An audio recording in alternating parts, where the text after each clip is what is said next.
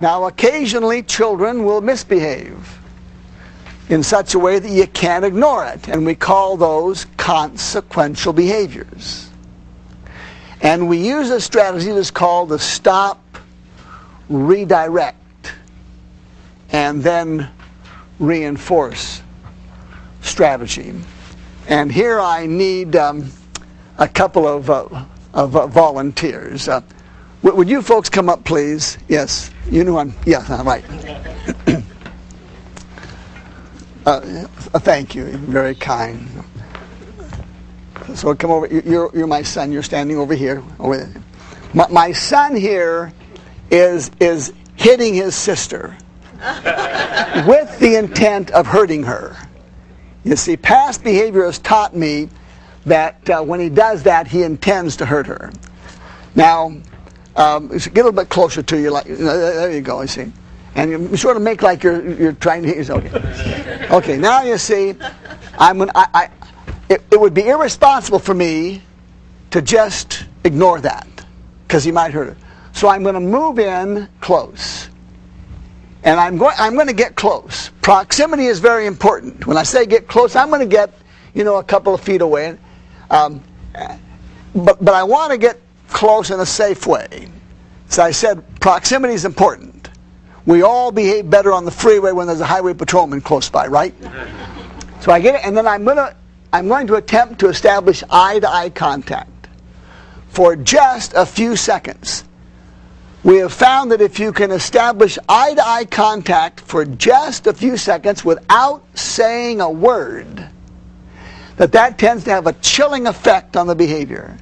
And so you just look at the child, and if you can touch the child, touch the child. But the hand comes from the elbow up, you see. That's very non-threatening. If you can't touch the child, then you use a soft hand signal. The soft hand signal is the elbow is kept next to your side, and the hand is kept below the chin. Now, to really make this believable, these kids should be on their knees, you see, but that's okay. Now, when you use the soft hand signal, it's like this, you see. This is not a soft hand signal. Neither is this. Or this. Soft hand signal. See? Okay. Now, I want you to give me a bad time when I do this, okay? So he's starting to hit his sister. I can't let that happen. I move in, and son, that behavior is not appropriate in this house. Okay. Give me a break. I want you to give me a bad time. Okay. So you got to give me a bad time, okay? Okay. Some people need more prompting than others. So, okay, I move in. I say, son, that behavior is not appropriate in this house. Why? I'm sure that this is causing you some embarrassment, but behaving like that just is not appropriate here. Well, I don't care. I'm sure that you don't care. Nevertheless, even when your sister bothers you and you'd like to hit her, what do I expect of you? We talked about it. I don't know. Recall our conversation about what we expect of our children in our home. Even if your sister annoys you, what do I expect of you? Do not hit her. Did you all get that? Now, would you open this envelope here and read the contents to everybody? The child will protest no more than 3 times. This will be followed by statements and/or behaviors consistent with your expectations. Thank you. I rest my case. That is precisely what you did. You protested 3 times. And then what did you do? Comply. You told me how you were supposed to behave. And that's the key. You see, thank you, you're a good sport. And I'm glad that you're safer from now on.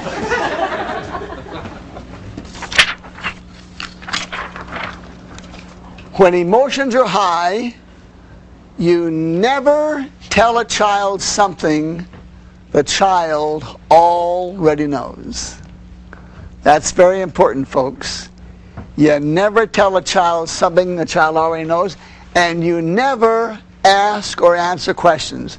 He asked me why.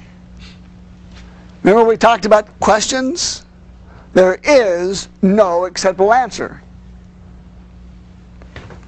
Rather, you use empathy and understanding. I can tell this is perhaps making you uneasy. And then you move immediately to expectations. But what do I expect of you? That's why it is so important, folks, that you establish your expectations clearly at the outset. Establish your expectations clearly at the outset.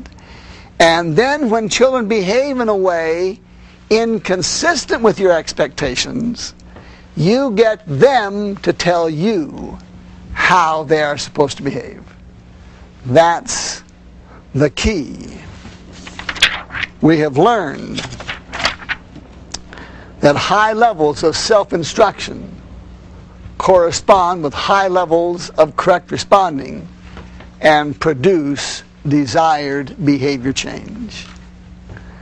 If we tell ourselves how we're supposed to behave, we increase the probability that we will behave that way.